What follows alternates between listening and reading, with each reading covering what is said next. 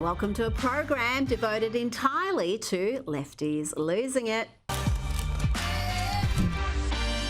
Let's start with the bad news that the former Speaker of the House, Nancy Pelosi, appears to be overindulging again. How else does one explain this performance where she told CBS that Joe Biden is so good he deserves a place at Mount Rushmore, along the likes of Lincoln, Washington and Jefferson. Such a consequential president of the United States, a Mount Rushmore kind of president of the United States. Want to know what comes next? That he belongs up there on Mount Rushmore. Lincoln and Joe Biden. But you got Teddy Roosevelt up there, and he's wonderful. I don't say take him down, but you can add Biden. Mount Rushmore. She said there Biden was at the top of his game and among the most consequential presidents. Then why did she play a key part in the plot to remove him as the Democrats' nominee, even after he secured more than 14 million primary votes? Talk about threats to democracy. We will get back to the Democrats shortly, but first let's check in with one of our favourite trans activists explaining the science of dudes giving birth. Apparently, it's not a matter of if, but when. Trans women getting pregnant is not as far off as you'd think. In the past 10 years, 50 babies have been born from a uterus transplant. So far, these implants have only been attempted on cis women, but there's nothing that says it couldn't work on a trans woman. After all, my hormone levels are pretty similar to a cisgender woman, so why not? The main thing in the way is that the science is new, so there aren't enough surgeons out there to do the testing. So it's less about if we can do it and more about when we can do it. Imagine a trans woman using her own DNA along with her partner's egg to create life. Wouldn't that be incredible? Incredible? I have some other words I would have used. And we're also told by other trans activists that men identifying as women can have periods. Once a month, trans women will experience what is known as a period. Some astute viewers might notice that most trans women don't have a uterus, let alone an ovaries or anything along the lines of that. But that doesn't change the fact that they are experiencing a period. Look, I'm not sure why anyone wants to pretend to have a menstrual cycle when they clearly don't, but here's a reality check. If you don't have ovaries, you ain't getting periods. Now, back to the Democrats and their propaganda arm, the overwhelming majority of the media, who continue with their race obsessions. Here's former Democrat operative and now an ABC host, George Stephanopoulos, yelling at Byron Donalds. Here's another lefty losing it. There were a lot of people who are trying to figure this out. But again, that's a side issue, not the main issue. The main issue... Sir, 1 second. You just did it. You just did it again. Of the United States. Why do you insist on questioning her racial identity? You want me to talk? I want you to answer my question. George, now that you're done yelling at me, let me answer. Oh dear, there's about another 4 minutes of George losing it, asking about race and then getting upset when Byron Donalds answers his questions. White men yelling at black folk is, well, vintage Democrats, isn't it? And CNN have joined in. They sent out a reporter in a Michael Jordan T-shirt to a barber shop. And when the black workers there and the customers didn't give them the answers they wanted, well, a white dude on camera called them low information voters. Is Kamala going to make you a little more likely or less likely to vote Democrat? Hold on, Ray. Is Kamala black? Yes or no? I'm going to let her speak on that. But to me, no. Oh. Is Kamala black? Yes or no? I share that same view. Wow. Is Kamala black? Yes or no? I heard she was. I heard she's half black and half Asian. When I played that audio on my SiriusXM radio program on Thursday, many callers who self-identified as African-American were quick to tell me that those men were the exception, not the rule. Some described them as low-information voters, no different than you'd find among whites. Amazing stuff there from CNN. And the same DEI enthusiasts who insisted that Joe Biden pick a black female VP in 2020 are now outraged that Kamala Harris would be seen as a DEI peak. Are you committed to naming a black woman as your vice presidential running mate? What makes this so ugly is that it reveals a truth that is clearly broadly held within Republican circles. that white men, by definition, when they have a job, earned it and deserve it. And anybody but a white man is a DEI hire. You know what? There are a growing number of people from all backgrounds, including plenty of black men, who know that DEI is not only racist, it's actually not good for them. It's often affluent, white, liberal women who are the biggest beneficiaries, like this white woman for Kamala. Is here to help gentle parent us through this election.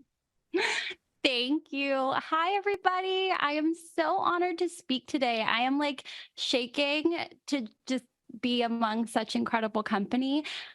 We are here because, as if you were here earlier, you've heard BIPOC women have tapped us in as white women to step up, listen, and get involved this election season. That's Ariel Foda. She's not new to activism. Let's check in on some of her earlier work. And I'm going to warn you, this may be one of the most annoying people in the world. Yeah, they just want to put a little warning sticker on your stove so that you know that it actually means methane gas. Yeah, the one making the world warmer. Yes, that is really happening. Can you catch a bubble, please? California has used stickers to warn people about chemicals for a long, long time, and the stickers are nothing to be afraid of, I promise. They just want people to know about the health impacts of burning gas so that we can be safer. Oh, imagine being lectured to by that lady on the ills of the world. We should send that sort of footage down to Gitmo. Should probably be more effective than waterboarding. And that's why they're saying that there should be more information so people can learn about that. Nobody is coming to take your stove. Do you want to sign this paper with me? Okay, let's do it. Learning new things is great. I'm glad you're not scared anymore. Now to another painfully annoying lefty who brags about ruining a family gathering. So I just got kicked out of a gender reveal party.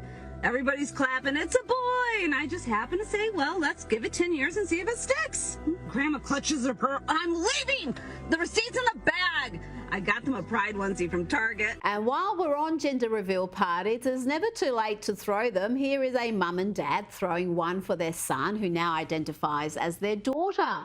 And have a look at just how happy the dad seems to be about all this.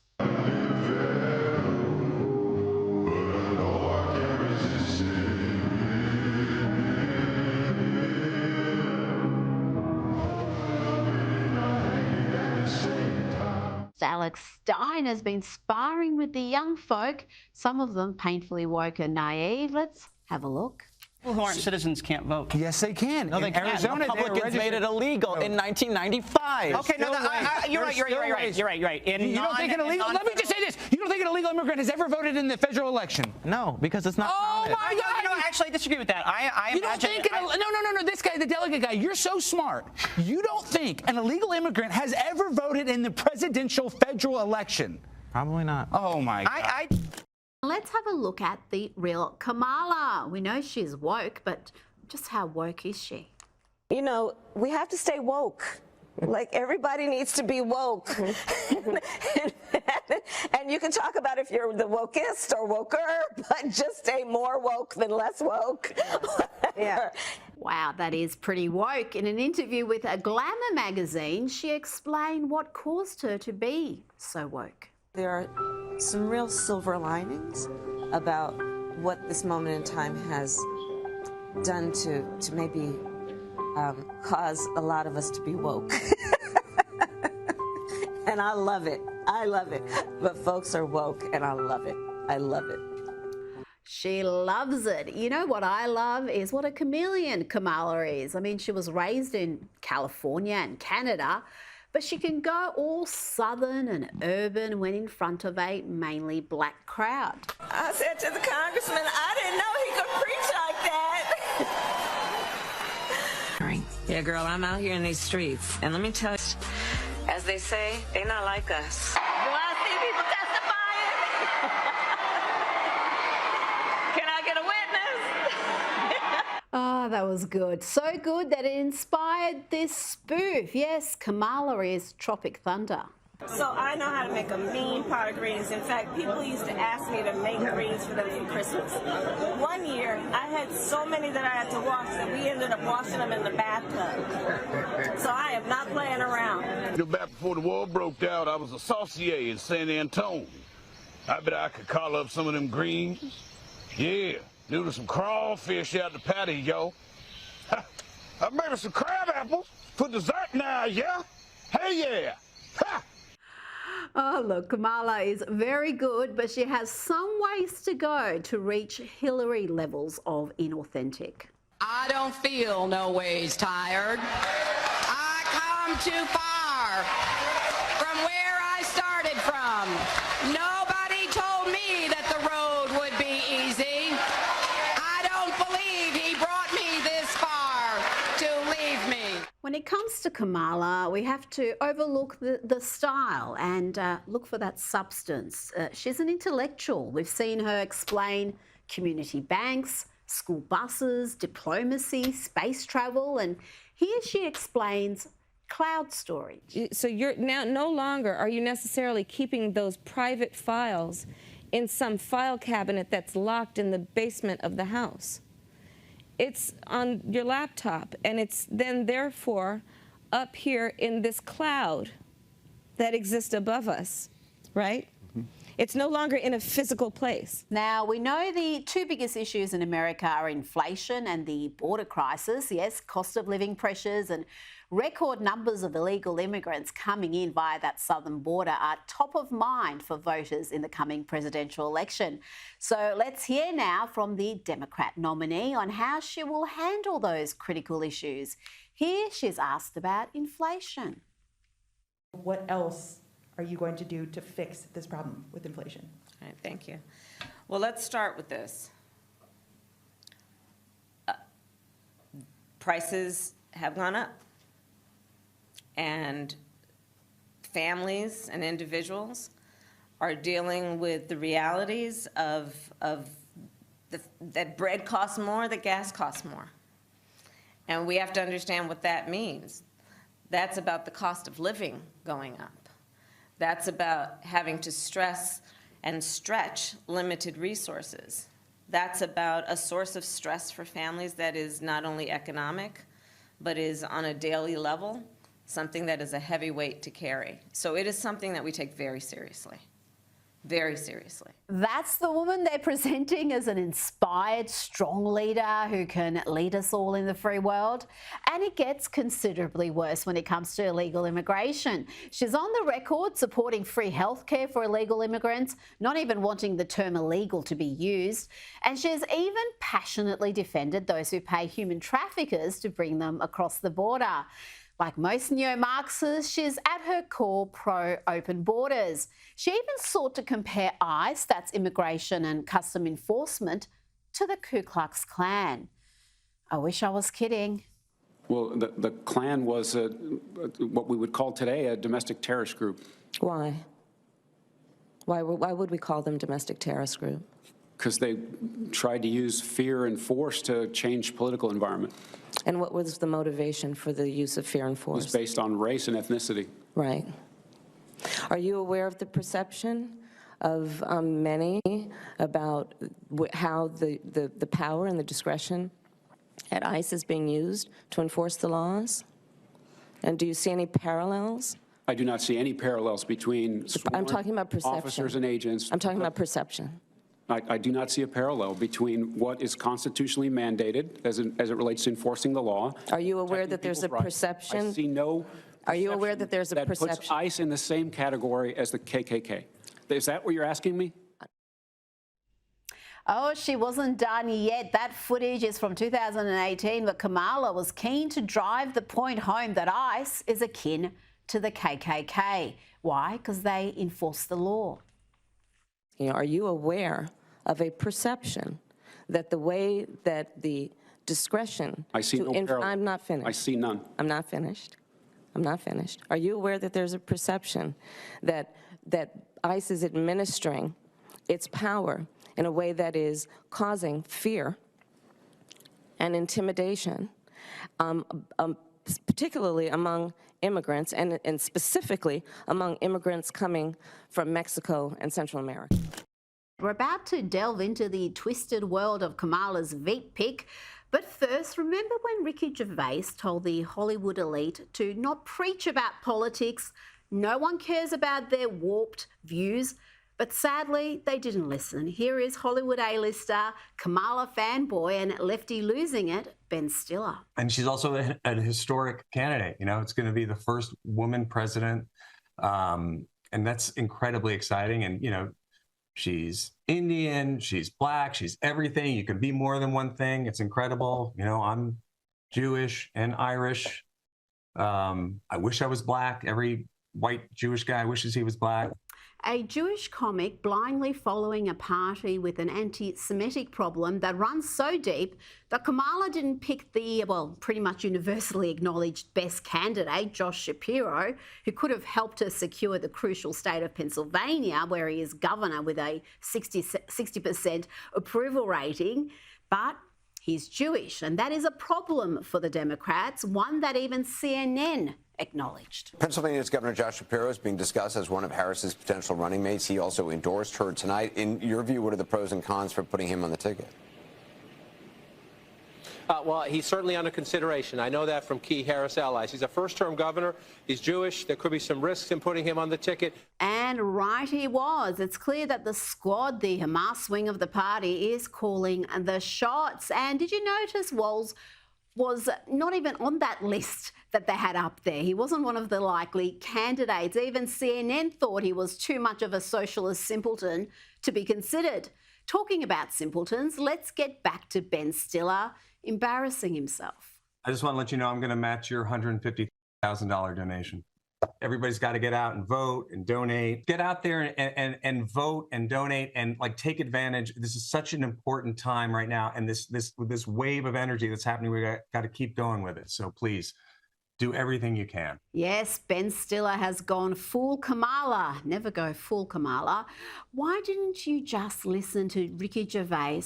His advice was sage. Don't use it as a platform to make a political speech, right? You're in no position to lecture the public about anything. You know nothing about the real world. Most of you spent less time in school than Greta Thunberg. He told them, now to Kamala Harris, the media spin is in full swing from the Democrats' propaganda arm, but we keep unearthing the real Kamala.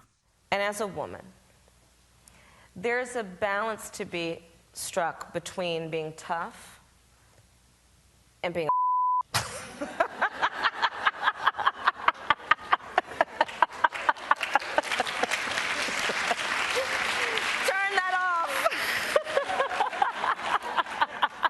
She's so likeable, isn't she? Talking about likeable, let's take a look at Kamala's running mate, the man she has chosen to be the next vice president. And her campaign released this totally real and authentic video of that historic moment. Hi, this is Tim. It's Kamala Harris. Good morning, Governor. Good morning, Madam Vice President.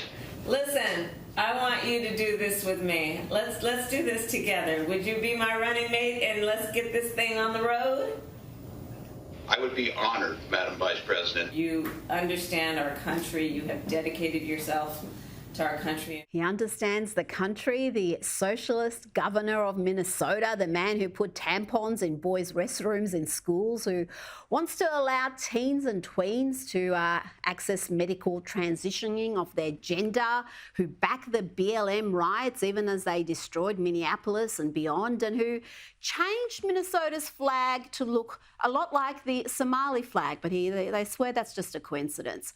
Minnesota is home to the largest Somali population in the US, another coincidence obviously. And this is also the man who has pledged to provide massive ladders so illegal immigrants can climb any wall that Trump may build. You know, he talks about this wall.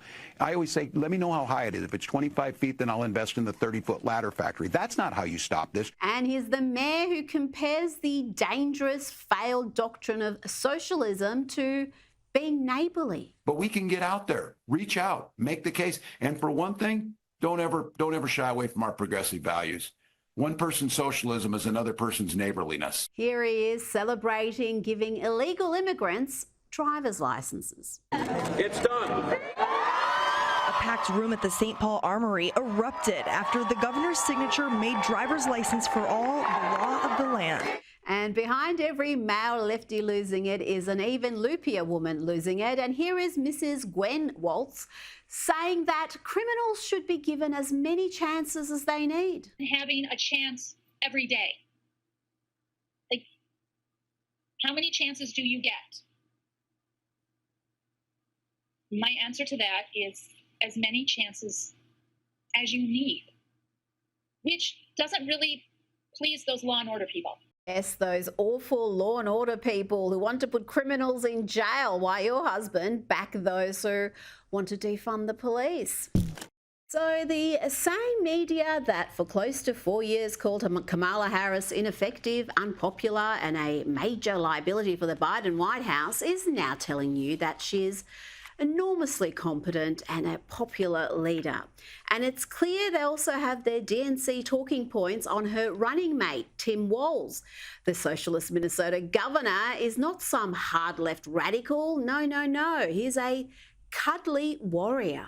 What does Walz bring to this? He's cuddly. And cuddly. Cuddly. Cuddly? I think she went for maybe a little more of a cuddly choice. It tells more about the texture of the man. He seems to almost have a twinkle in his eye. Tim Walz is the opposite of weird. Tim Walz beats America. He sounds like, a football coach. He's a hunter that you could visit with at the hardware store. In a dictionary, if you had weird and anti-weird, you'd have Tim Walz's picture there. I bet knows how to make a good hot dish casserole. He's very down to earth. It's his authenticity. Authentic communicator. The word joy came up a lot. He's joyful. He seems happy. A happy-go-lucky warrior. And he's happy and a happy warrior. The joyful warrior. He is one happy warrior. A happy warrior. He's cuddly, he's happy, he's a warrior, but I wonder, is he affable with a folksy vibe? Reliable. Definitely affable. He is an extremely affable individual. Very affable, plain-speaking way, a folksy vibe. This folksy idea. Terrific vibe. Vibes election. Kind of a folksy guy. Yes, I know what you're thinking, but surely they won't describe the most far-left governor in the country who put tampons in boys' bathrooms, who backed BLM riots, who gave driver's licenses to illegal immigrants and vowed to provide ladders to help them climb over any border wall that Trump builds. Surely no one would describe this radical as a safe, moderate choice. The idea that Tim Walz is some lefty is just not true. I don't think either of them are Bernie Sanders progressive. A rather safe pick. I think a safe pick. The safe choice. This is a do no harm pick. Do no harm. He's just more of a vanilla pick. Those outside of Pittsburgh loves Tim Walz. So talk about Walz. Yes, Walz, Joe, Walz. And while we're on Joe and Mika and their god-awful MSNBC show, let's have a look at this embarrassing bit of grovelling and hero worship from Mike Barnacle. Get your buckets ready. He's about to deliver some sickly sweet hyperbole. Watching the coach, and I'm going to call him the coach from now until Election Day, watching the coach yesterday and watching the vice president yesterday, it was mesmerizing in the sense that it's been a while since I've seen a rally like that, either on TV or in person. And watching it, you could just sense the power in the hall. And it was the power of joy, the power of laughter, the power of hope for the future. It's been a long time since any aspect of American politics has put a smile on anyone's face.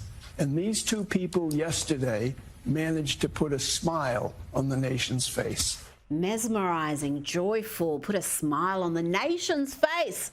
Let's have a look at Harris and Walz together. Good evening. Good evening. Good evening.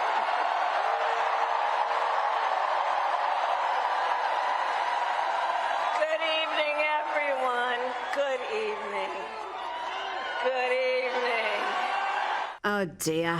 Let's end Lefties losing it with the hilarious Tim Dillon and his unique analysis on why Kamala Harris is the perfect candidate. That's right. That's right. This is the campaign. These are the policies. This is what you're going to get. These are the policies. This is what you're voting. You're voting for this. They have their perfect candidate. Half Indian, half black, attractive woman. Every billionaire on earth, this is, if you were going to build a robot in a lab that would be secretly controlled by billionaires, it is Kamala Harris. If Kamala Harris did not exist, billionaires would have to invent her. Half Indian, half black, attractive woman, childless. She's a career, or should I say bish, B-I-S-H. Kamala Harris would have to be invented if she did not already exist. She is hollow in the best way, meaning certain people, when they are hollow, there is something deeply uneasy about them because some of them would want to not be hollow. There is some humanity in them that is trying to escape. Kamala is so at home with her hollowness. She has been eaten by ambition. It is stage 4. It has gone to the brain. It is that laughter. It is that kind of, she is perfectly comfortable with being used as a tool by other people. That's it from me tonight. I'll see you Sunday morning for Outsiders. Good night.